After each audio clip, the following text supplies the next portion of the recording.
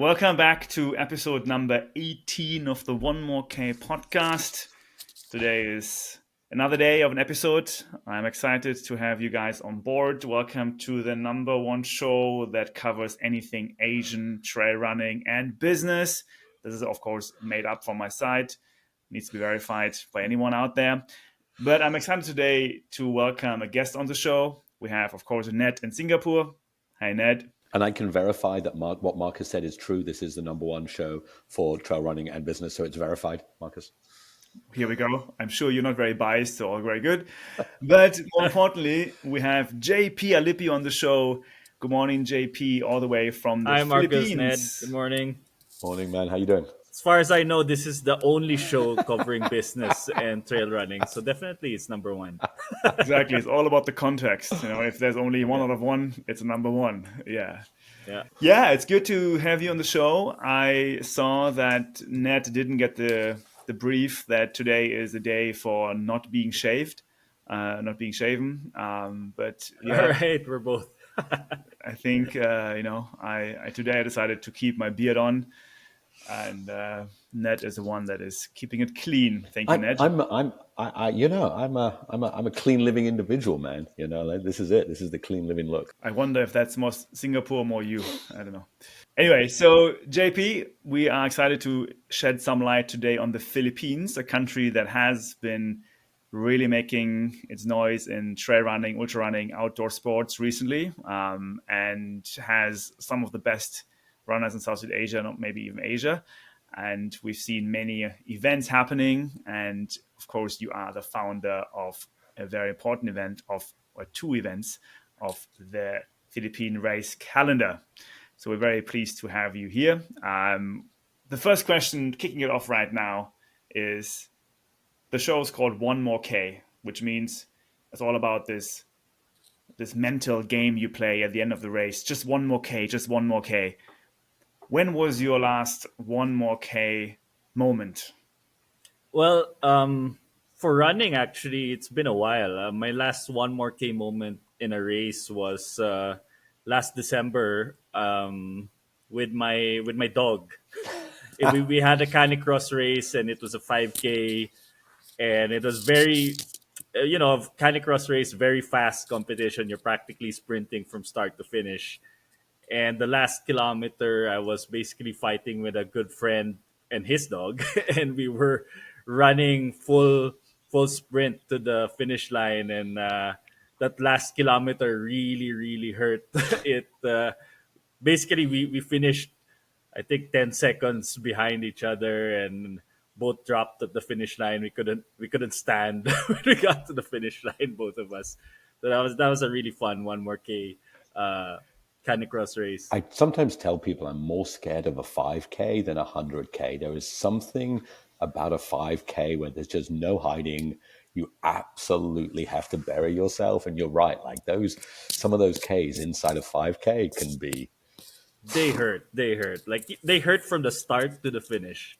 And actually recently, over the last, let's say 3 years, I've actually been doing a lot more short distance races because I've been enjoying. I used to do a lot. Like I did the Dragon's Back race. I don't know if you know this in Wales, and wow.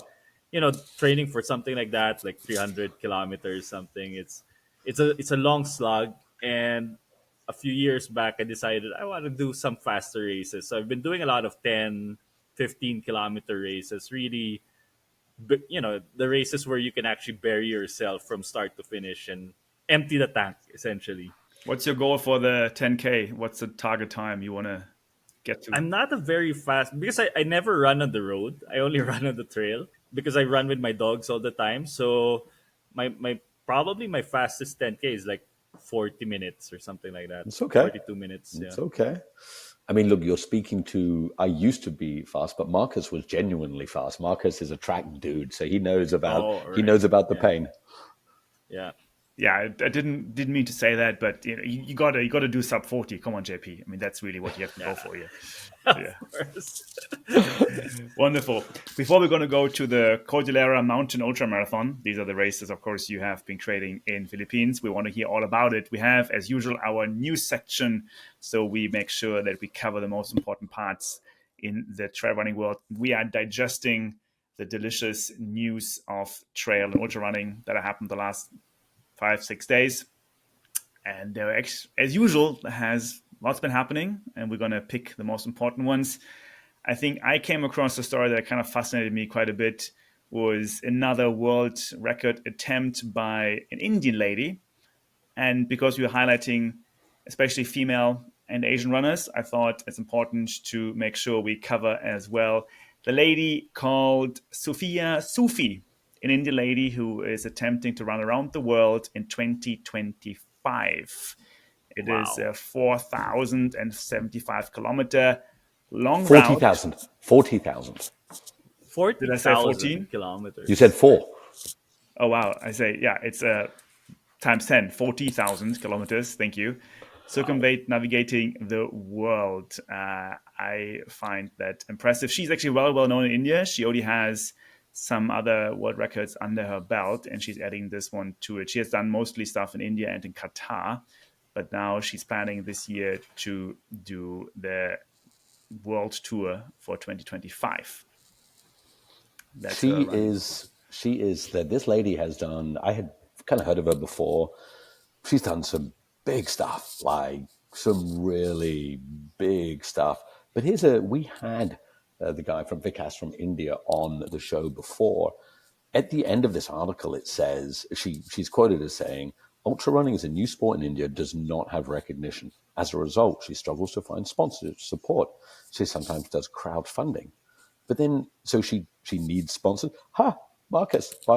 She is currently working to find a nutrition sponsor to help her Oh, with there her you go. runs. Oh, wow. I do happen to know a It's an nutrition company opportunity. that might be able to help it out. Although, Look, at the same time, though, she is crossing, I forgot the number, she is crossing 50 countries, if I'm not mistaken. Sorry, 20 countries. So she needs a lot of visas and, sending nutrition to all these countries might be challenging, but I'm sure we can figure it out. But how Anyway, much food do you need to eat for 40,000 kilometers?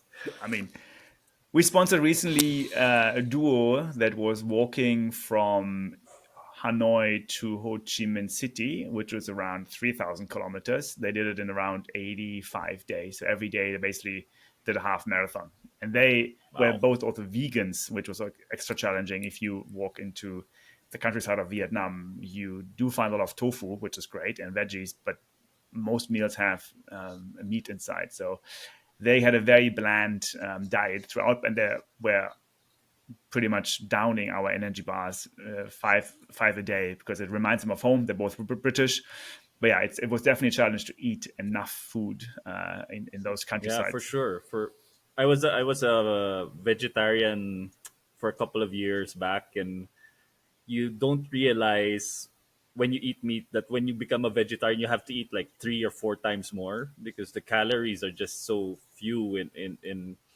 And I actually lost so much weight in the beginning because I was eating the same portions. You're training and you need to eat like double, triple the portions, and your plates would be like gigantic. it's definitely, it's an interesting one. JP, you've done Dragon's Back, and I'm sure as you did that, you tried gels, and halfway through, you're like, oh my God, I'm sick of everything I've Yeah. tried, right? So that, obviously running around the world's a different thing because she's got to eat real food as she goes. But your point is, when you do 100K or whatever, the calories on Strava say 6,000 or whatever it might be. And you can't really put that in. And we had Sam Harvey on the show, and he says, particularly for backyard, that it's just a, what does he call it? Like it's an eating competition with a bit of running thrown in.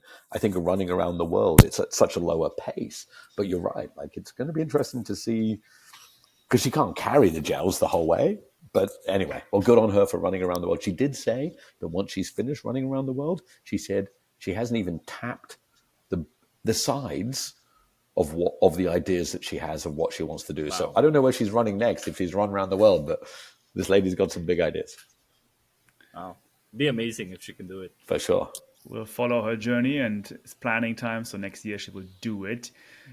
Moving from India up to China, there was an article in the Washington Post, which Ned shared with me. Thank you for sharing that, Ned. Very interesting numbers and trends that came out of the article. Ned, what did you take away from that Washington Post article about China? I'm going to ask JP. JP, if you haven't seen these numbers, JP, I'm going to ask you, I hope it's not said there, how many people last weekend do you think ran a marathon in China? Ooh, Have a guess. maybe 20,000. Are you ready for this, JP? Okay. 500,000 people ran a marathon in China this weekend. What? 500,000?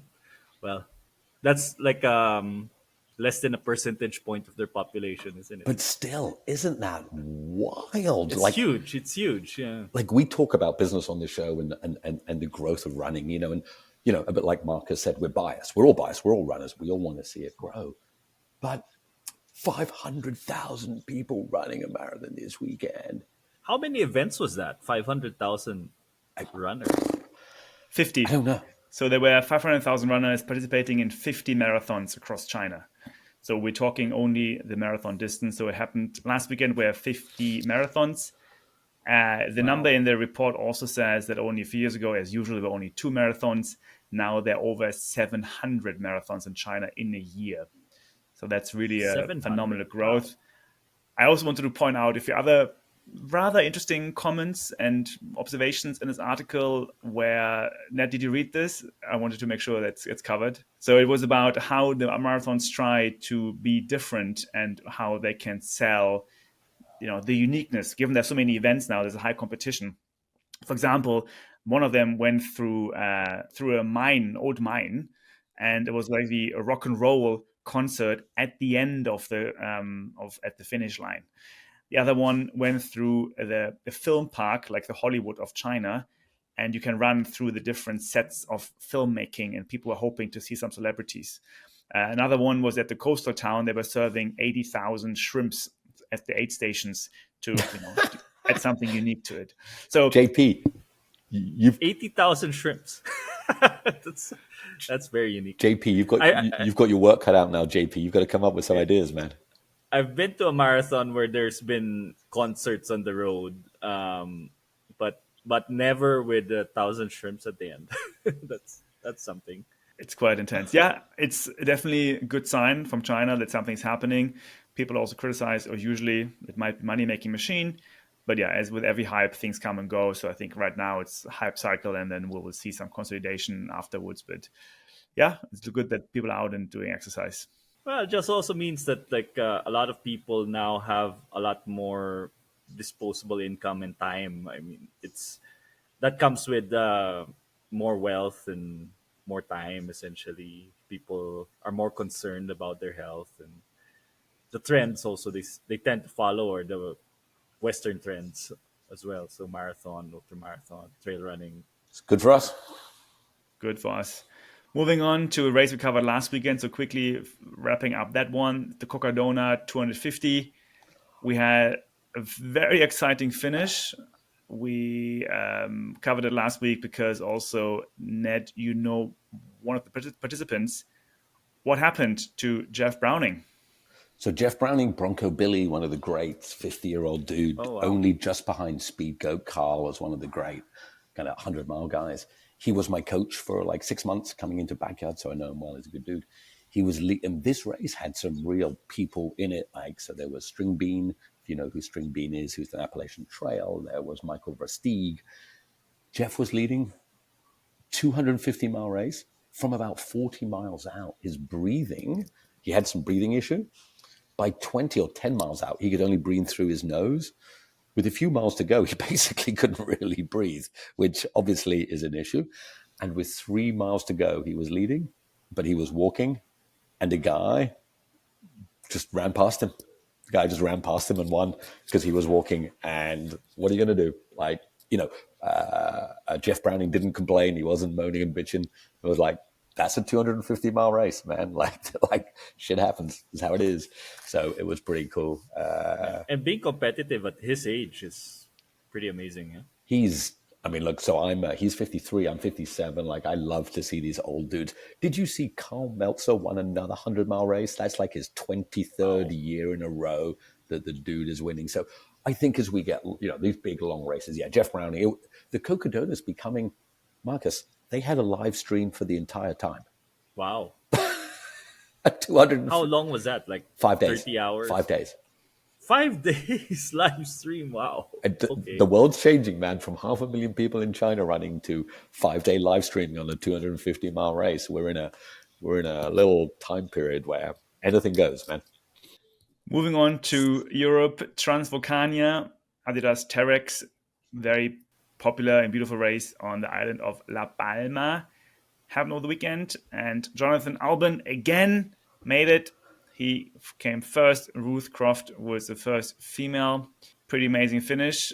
We want to highlight, of course, the third female, Sumaya Buddha, who had an exciting race and came third in this very competitive and beautiful race on La Palma. The story goes that JP also has been at this race before, JP. Yes. Tell us about it. How did it go? It's an amazing race. I loved it. Like the whole experience from start to finish. It's pretty unique. It's the Spanish, the culture there and the whole island. It's one whole fiesta. You start at 6 in the morning in the dark. And amazingly, like at 6 in the morning, the trails are lined with people just cheering you on, and there's people drinking, like the whole island in the middle of nowhere. You'll see people with guitars playing music in the middle of the mountains. There's old ladies who will offer you wine as you go through the vineyards. The scenery is amazing because you start from the sea on one side of the island, climb up to almost 3,000 meters, cross these volcanoes, this volcanic landscape, which is it's amazing. You cross the clouds, and then you come down on the other side of the island from basically the highest point down to the sea, like a 20-kilometer super rough downhill run into the from like I forgot how high it was, but something like 2.9 or something like that, and down to zero.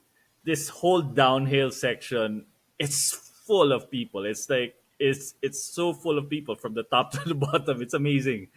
People are just cheering you on, and it just gives you this boost. This boost of, you're tired. You've been running for 50 kilometers by that point, and the last 20 kilometers is just packed with people. Then the last 1-2 kilometers, it's this straight through the main street, and it's full of people drinking and people just celebrating. These aren't even the runners; these are just the locals from La Palma, and everybody's just cheering you on. Whether you're the first runner, I came in like 400 or something. There's 10,000 runners that joined that race, and I came in 400, and it felt like they were cheering on the first person to arrive at the finish line. It was an amazing experience. It's probably the first race I've ever done where I got to the finish line and I said, I want to do this again because it was so much fun. Yeah. Well, 400th. That's no joke, JP, because that's a good job, man. That is solid, and it is famous for that downhill at the end. And I was watching a little bit of the live stream. Like these people, John Albon, obviously, but Sun Maya. I mean, I don't know if you've seen any of the reels of Sun Maya running downhill. This lady can fly downhill. I mean, they're all doing it. Ruth Croft, John Albon, all of them coming down that after on tired legs. Crazy. Yeah. It was amazing to see. I remember that because it took me record time. It took me like sub 8 hours to do the first 50K, and it took me 6 hours to go down.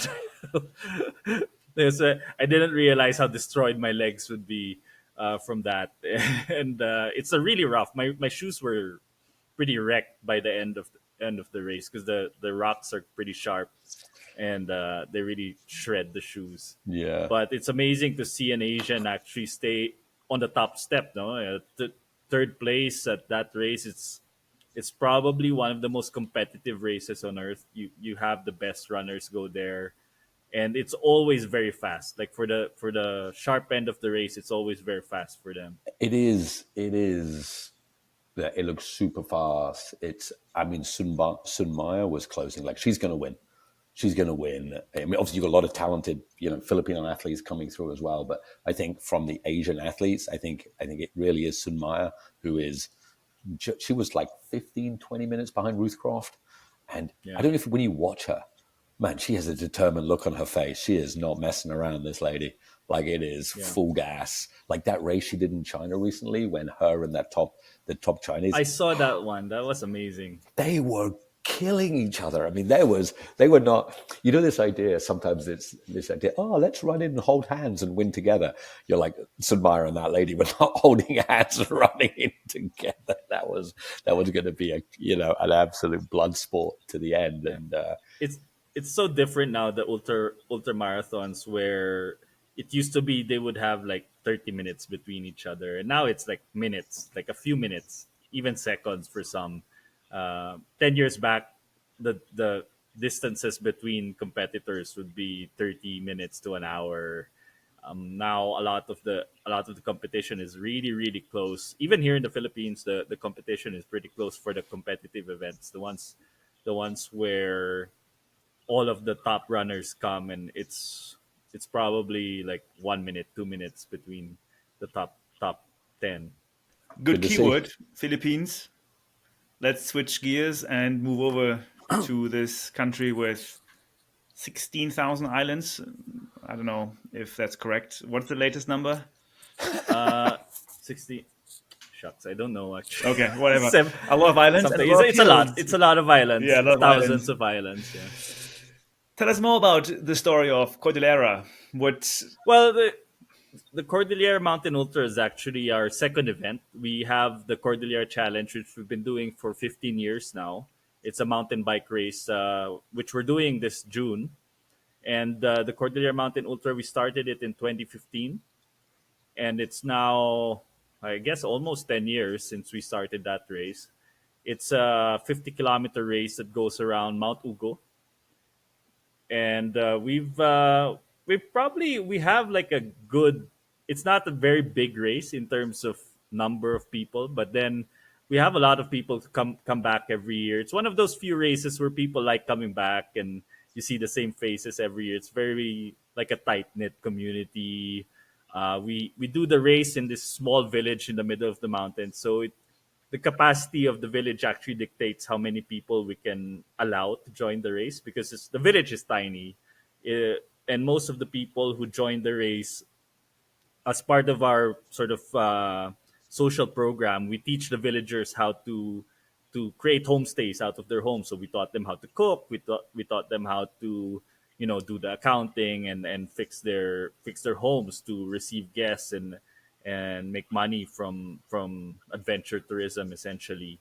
And during the race, I would say 70 to 80% of the runners stay in the villagers' home. So it's a really nice sort of cultural experience. You stay with the villagers. It's in literally their rooms where they sleep every night, and you eat the food that they prepare and all of that. So it's a really nice race, and it's a very very scenic race because it goes around this the if you've ever been to the Cordillera, our mountains here are similar to what you would find maybe in Europe. It's pine forests, and it's not so much Asian in that sense. It's more pine forest. Only thing is we have rice terraces in the middle of the pine forest up here, and the indigenous cultures are also very unique where we live, and there's uh, there's a large variety of terrain here. We have rivers, waterfalls, pine forest ridges, and it goes all the way up to 2,900 meters in some parts of the mountains. Our race goes up to 2,200 meters and then back down to 500 meters. So it's a big climb. And you started it so did you start the mountain bike race 15 years ago? Was that your race? Yes, we started a mountain bike race 15 years ago. Yeah. Wow, you've been an OG race director for a long time, man. I didn't realize that till this year that it's been a long time. I always think, especially with the pandemic, sort of you feel that you don't really know that gap. But yeah, it's been a while that we've been doing the events, the mountain bike race and the ultra marathon. So yeah, I didn't realize that they were sort of classic races at this point. When I still think that we're sort of new and not anymore, I guess. How is it going as a business? Like for the last 15 years plus, of course, then you have the As a ultra marathon. business, like for adventure events in the Philippines, there's ups and downs. Obviously, the mountain bike, for instance, we've we probably sort of crested the hill maybe 10 years ago. Actually, that was the most number of people who joined the race. We had almost 1,000 people join the race back then, and I think a lot of mountain biking is sort of a difficult sport to get into for many reasons. You know, terrain where you can practice, equipment as well, and we saw that like for the mountain biking side, the people who were joining 10 years ago are still the people who are joining now. There was a very few new mountain bikers getting into the sport. Although, of course, the pandemic now sort of boosted that. We got a lot of cyclists get into the sport. We got a lot more. We're seeing that pick up again. In terms of trail running, it's also, of course, up and down. The Philippines is not China. We don't get 50,000 run, 500,000 runners every weekend. And also, I guess the economic situation is a little different from China. Although the Philippines has been getting wealthier over since we started doing our races 15 years ago. The Philippines is much wealthier. Actually, one of our problems is that a lot of our old routes for our mountain bike race are gone. They're now paved roads, so we've had to change our courses quite a bit, and and with the wealth income increasing, of course there's also that increase in wanting to do sort of more leisure activities, which includes trail running, which includes mountain biking. We Previously we were in, I think, 2018, we were probably one of the biggest races in the country, which big here means like 1,000 people, and it's not really in comparison to a lot of other Southeast Asian countries like Thailand or Vietnam. Mm. David's race, for instance, in Vietnam gets 5,000 people. It's a lot more runners. But then we in 2018 we had about 800 participants and almost 40 nationalities. That's one of the things we sort of pride ourselves in terms of the business side of the race, is that we actually had people fly in all the way from Europe to this tiny race in a tiny village in the middle of nowhere. It's not an easy race to get to begin with. You have to fly to Manila or fly to Clark and then take a 3 hour bus ride to Baguio and then another hour to get to our tiny village. So just having people from all over the world, from Australia, New Zealand, the United States, fly in just for our 50-kilometer race, that's quite an achievement for us. What's the competition from within Philippines, and of course competition from outside Philippines? How do you see the landscape changing in terms of Well, races? within the Philippines, actually, there's a lot of races. But a lot of the races actually focus, like in many other parts of Southeast Asia, a lot of races focus on the ultra distance, and and that's because of UTMB maybe, and the growth in that area. But generally, we've actually resisted that urge to make put in more kilometers. Every year, someone asks me, "When are you going to make 100K?" I said, "No, we're not doing 100K. This Our race is a 50K. It's perfect the way it is." And we here, so there's a lot of races in the 100K, 80K. There's many, almost every weekend. I think there's probably some race somewhere in the Philippines. I would say, I'm not sure, in the 50K category. I don't think we actually have that much in terms of competition. The biggest competition for us, I would say, is the Spartan race, Mm. because i- they are sort of growing quite aggressively, and they also went into trail running, and they get Spartan race for some reason gets more new trail runners than most other trail races in the Philippines. I guess the corporate nature and sort of the gym, it gets a gym crowd. The people who like to strip naked and all of that, show their abs, and uh, one of the places that's actually quite growing much more rapidly now is Mindanao, the southern island of the Philippines. So they came into trail running a little later than we did here in Luzon. So they have a lot of new runners, and that's something that's like a growth area for trail running in the Philippines. I think there's a race this weekend that has almost or like, next month, which has almost 1,000 runners. But these are with lower distances, usually 5K, 25K, something like that. And that's really the growth. We don't see that many runners in Luzon. One of the things that's happened over the pandemic is a lot of the runners were about my age. They were in their 40s already, and they they were active runners before the pandemic. But then you don't realize that 4 years passed and people aged out of the sport or changed sports altogether. You know, they went into cycling or they went into whatever other sport that they, including Spartan, they went into Spartan. You know, so um, a lot of the trail runners actually moved on in this part of the Philippines. So we're trying to get more of the younger runners. The road running is big now.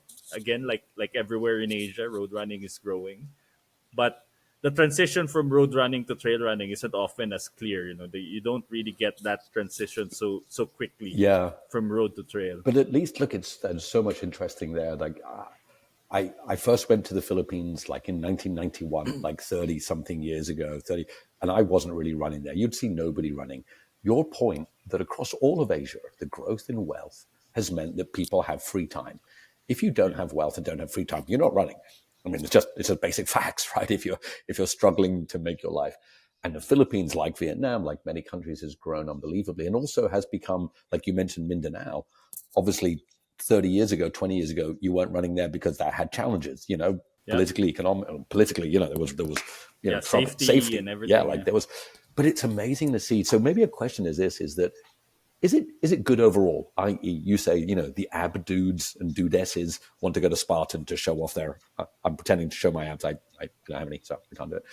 But is the growth of all endurance sport, is it good overall, JP? So you're saying some people age out, things change, but is the basic philosophy that endurance, whether it's Spartan, Hydrox, gym, road, trail, is that growing overall due to all of these reasons? I think so. I think so. You'll see it now with, especially with triathlon, is probably the fastest growing endurance sport here.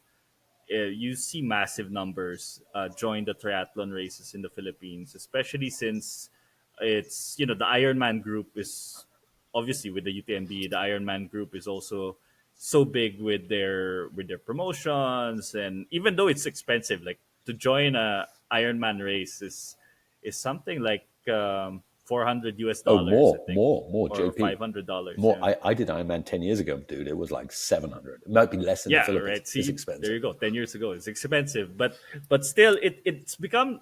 I guess it's the same in any other Asian country or any country for that matter. That Ironman has become aspirational. It's like an aspirational thing. You save up so that you can join this expensive sport that all these other celebrities and wealthy people join. We don't seem to have that so much in trail running. You don't have that sort of aspirational. Oh, I'm gonna join the X trail run because I'm seeing all my idols, the celebrities going. It still has this very much dirt bag culture about it, which doesn't have that sort of glitz and glam of Iron Man or let's say the World Marathon Majors, which has that sort of glamour around it. We don't have that as much, or actually we don't have probably don't have it at all in trail running because people people come to it in a very dirt bag kind of way, and that's been the culture. It's changing also,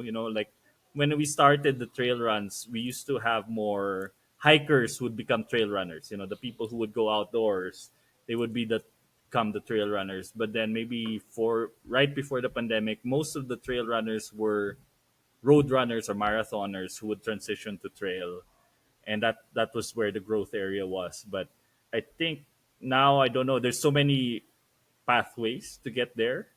There's so many pathways to get to where, to trail running or to mountain biking, to the outdoors essentially. But one of the things that's actually holding us back is actually the places to play. You need places to play. I mean, the growth in Europe, the growth of trail running in Europe is because of access. You have so much access to all of the outdoor space. It's so easy. You don't have to pay for anything. You get out your door, take a train, or you just actually go out the door. You go into the mountains. If you're in Europe, it's so easy. It's here in most of Asia, you have to travel quite far to get to the trails. When you get there, you need to pay certain fees, and so there's a lot of barriers to entry in terms of growing the outdoor sports world, and and that's not so different from any part of Southeast Asia actually. Because if you go to Thailand, you go to Vietnam, you go to all the national parks, you need to travel from, let's say, Bangkok to wherever, or in Singapore you have to fly somewhere to actually do a trail run, right? So it's the access to the outdoors is one of the biggest things I would think that's that's stopping trail running from actually booming in the same way it's been booming in Europe. One of the things the Philippines seems to have uniquely, though, is that there seems to be a Philippine trail running national team. Yes, yes. The Philippines is, I think, the only country that has that at the moment, like a really organized Philippine Trail Running Association. It's not without its politics. Obviously, there is some politics there, like any other place. But then it's very organized. They actually train here in Baguio because it's higher elevation. We have the mountains and the trails around here. So the national team is here now. They're training for the Southeast Asian Trail Running Cup, which is happening in June in Bontoc, which is north of here. How does it work? So, does the government give funding to pay salaries, or what's the structure of this team? No, right now actually it's run by this group of sort of, I would guess, more senior trail runners, and they've been raising funds. It's mostly privately funded stuff, and they've been raising funds. But the athletes, they I don't know if they get a salary, but they all their training is paid for, their travel is paid for, their food, nutrition, everything. Their equipment is also sponsored. So at the very least, they have no cost in terms of joining any of the events here or abroad, as long as they're part of the team. And that's basically the. I don't think any other country in Southeast Asia No, has no one that else at the has it moment. right Yeah. now. No, it's really unique in the Philippines, and I was surprised to see it happening. And it's good. I think it's good, and we always talk about in the podcast where countries are leading something, and I think Philippines is leading in having at least to the outside a national team which organizes camps and at least the traveling, which traveling can be very expensive if you want to go Yeah, yeah. international. I was talking to the officers of the association a few months back, and they were saying that when they went to Europe for the mountain running championships in Austria, they were the only team there that where the athletes didn't have to pay their own way to get to the race. Essentially, even the European athletes had to pay for their own way, pay for their own accommodations to get there. But the Philippine team, basically, they were there, sponsored by private individuals and a few companies, but as a whole team. Athletes, there are some really cool names coming out of the Philippines, and I think many of us know Mr. Stingray, who is Of really course, crushing it. Stingray is like a Southeast Asian phenomena. Yeah, but talk us through the heroes that we should all follow from the Philippines, male and female, Yeah, hopefully. Stingray actually got his start also with our race. Like in 2016 or 17 was the first time he won our he came in second place against Harry Jones. Harry Jones came to our race, and then Stingray came in second place, but he got his start also with us. And here in the Philippines, we have Arnie Macaneras. He's a native of Davao. He's a guide, mountain guide for Mount Apo, which is the highest mountain in the Philippines. So he's probably the second best runner in terms of the long distance racing, aside from Stingray. And then there's a few others. Romnick Tongkaling for the shorter distance races. For For the women, there's Trisha Reyes also for the long distance. A lot for the women, it's more actually in the long distance for some reason. That where they excel.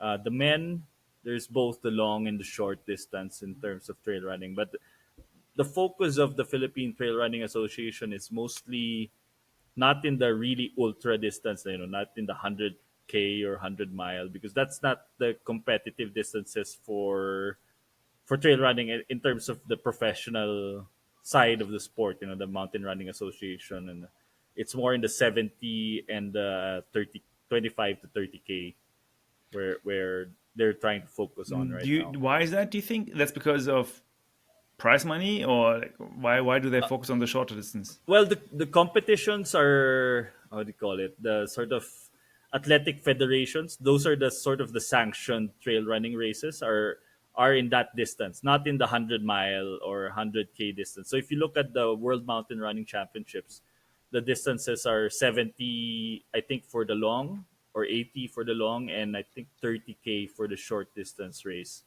So that's I think that's the way things are going, because they want to make it into maybe an Olympic sport in the future. And you can't really have an Olympic sport that's 100 mile. So it's, We covered it in the last episode. Marcus had found or last couple of episodes. There are people trying to bring ultra trail. Look, JP, as we know, what is ultra and trail? Is it 50K? Is it VK? Is it 100 miles? Is it backyard? Is it? There's so many different forms of it. But I think, like, the Philippines having a team, this is how things start, right?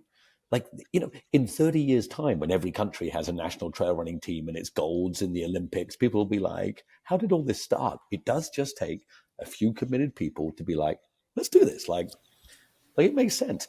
And I don't want to bash on, we bash UTMB quite a bit. We like them and also bash them. We do both, right? Because we've had them on the show. They've been kind and they're trying. They're definitely trying.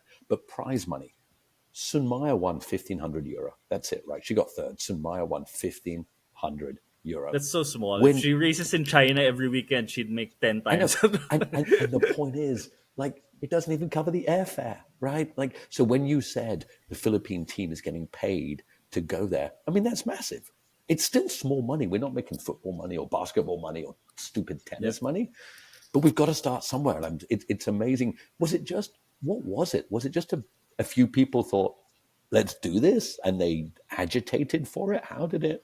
Because that's what it needs. Actually, it was the idea started probably many years back. I was even part of the first group that was playing around with the idea of making an organization. But then back then there was some politics, so that never happened. And then during the pandemic, there was an opportunity for them to do it, and they did it, and it's still up and running now. It's a group of very committed people. They're actually very good at getting sponsorships. They're very good at organizing things. They've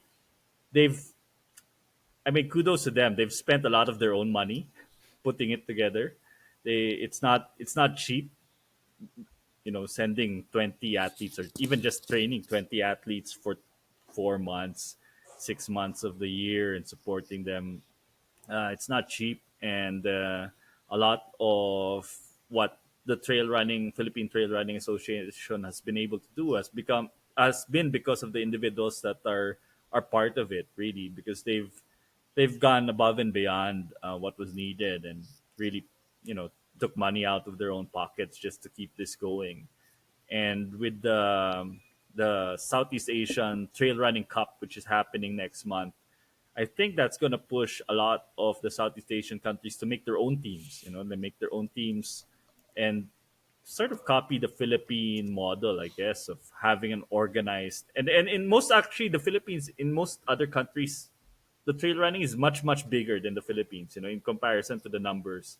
Like, Vietnam, David's races get 5,000. Thailand races, you could have 2 or 3 races every weekend, and each race would have more than 1,000 runners. The Philippines, in comparison, our biggest races are 1,000. So you can't have 2 big races on one weekend because you'll eat each other up. I think, despite that, the Philippines has been leading the way in terms of having a team and organizing and all of this. Do we think Stingray is close to top 10 in a major race? I think Stingray is close to like the top 10 in the 50K. Yeah. If he did a 50K race, he would be maybe in the top five actually. The thing with Stingray is, especially when he was still with the North Face Adventure team, they kept putting him in races where he wasn't really suited for. Like he would do like 100K or 100 mile. He'd do super well up to 80K, and Yeah, then and blow then up, yeah, and then he can't really, because he's used to pushing a certain pace, I guess, and he knows his strength in doing that, but then he's still young, so he's still young and cocky, and he wants to, like, the what was it? I was watching the World Mountain Running Championships, and he was first for 20 kilometers. So it's like, what the hell is he doing? It's like let's first for 20 go. kilometers, and the first 20K was something like only 1,000 meters of gain, and then there's 3,000 or 5,000 meters of gain after that. So obviously, the next 5,000 he started losing positions. So, but definitely in the 50K, he can, like, if he joined the OCC or something like that, the UTMB race, which is I think 40 plus K, he would do really well. Probably even in the top three, quite possibly, if he focused on it. The one thing though for Asian athletes is, because like for Stingray, even though all his costs are covered, like his expenses are covered, I don't think, I'm not sure if he gets a salary. So a lot of what he earns is from the prize money from the different races. So when you're that kind of professional, you're forced to race all the time. You're not able to really focus on a specific race. Let's say this is your A race, you're going to the UTMB. You're not going to be racing X months before that, just training for the race. But then if racing is your job, then you're going to have to race all the time. Good. Last question from my side. When do you think we're going to see a Philippine runner winning UTMB? Oh, it's a good question. Um, Maybe in 10 years, I would say it's possible in 10 years. And With then second the question, follow up is, when do you think an Asian runner will win UTMB? Oh, that would be soon. That would be soon. I would think. I would think probably one of the Chinese runners can, if they're able to really focus and someone put some money behind them. Like, when I was talking to Killian, it's a very different situation. With Killian, he's European. He basically he has money to not race all the time. He can feed himself well and do all the training, have a coach, or coach himself. He has access to information. Asian runners don't generally have that, right? And if someone puts some money behind a couple of their best Asian runners, give them everything that a European runner would have, then definitely they would be able to win the UTMB. Wow, we are excited about that. I think thanks to you guys, what you have been doing in the Philippines for now 15 years. I mean, 15 years ago, I didn't even think about trail running, to be honest with you. I was still on my track and road stuff. And look at you already doing amazing things in the Philippines for 15 years. I mean, I think kudos for being an OG and for having been early. But also, I wanted to kind of say and step back a bit. It's so cool that across different countries and continents, we can sit here and discuss all these things online. Like whether it's Transvulcania, whether it's UTMB, whether it's Philippines, I think this world is moving together, and I really enjoy this kind of connection globally. Yeah. And it wasn't even a conversation. I mean, again, JP, 10 years ago, you were one of the only trail race directors. You're right. David Lloyd selling out Vietnam Mountain Marathon, Eugene selling out Malaysia.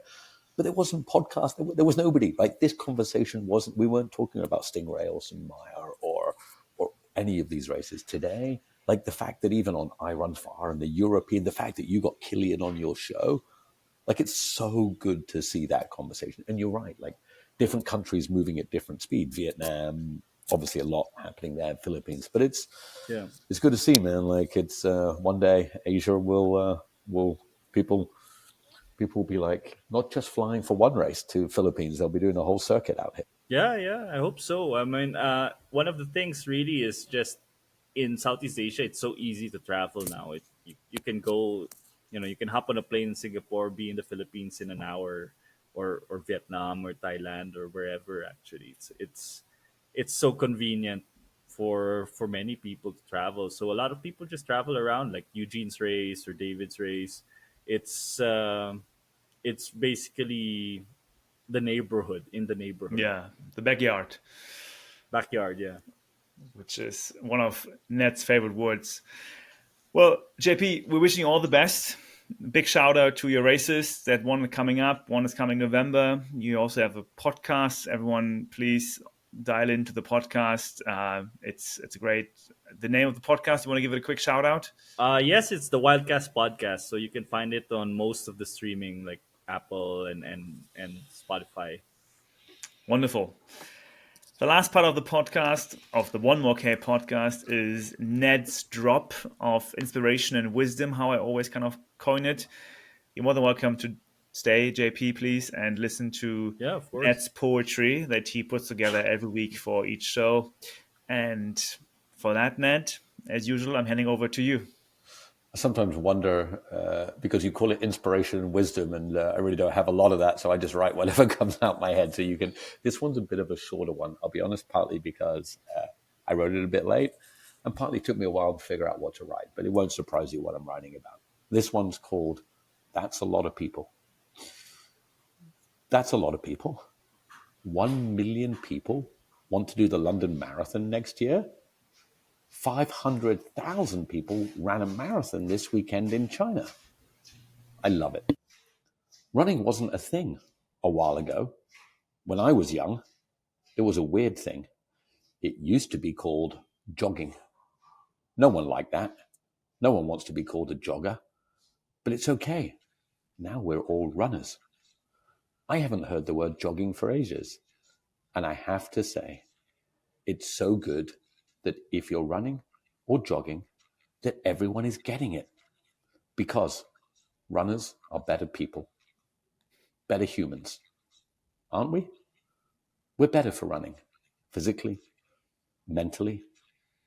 And it made me think, what if we all ran? All 8 billion of us. Would the world be a better place? It has to be. So how many people in total ran this weekend in the whole world? I don't know. Is it 500 million? Is it a billion? Is it more? I don't know. But it's a lot of people. I see it. And of course, there's growing pains. It's not all perfect. But the more, the better, for sure. So, would the Earth actually move if we all ran? 8 billion of us stood up today and did it. So let's try. All of us, go for a run today. And once the whole world runs, we will never stop and the world will be a better place. Let's go, get out there, and I'll see you on the trails. Ned. Thank you, Ned. Thank you, Ned. I'm wondering if we should That's get wonderful. a calculation in place to see if the world's spinning would change if everyone starts running at the same time. What if we, it just made me think, what if we all ran in the opposite direction from the world spinning? Would we slow the rotation down if we all coordinated one mass 8 billion person charge in the opposite direction? If anyone in the audience can solve this issue with us, please contact us. We would love to do some calculations. I'm an engineer myself, but I have not done this kind of physics before. In any case, thank you so much. Anyone out there, please Thank you, subscribe to yeah. our channel. Please follow us on Instagram. Go to the Philippines, a great country. The trails are pretty amazing. Runners are very strong. JP is a great guy to follow as well. We will give a shout out on our newsletter as well. And until then, see you out there. See you next week, guys. See you guys. Thanks, JP. Thank you. Yeah.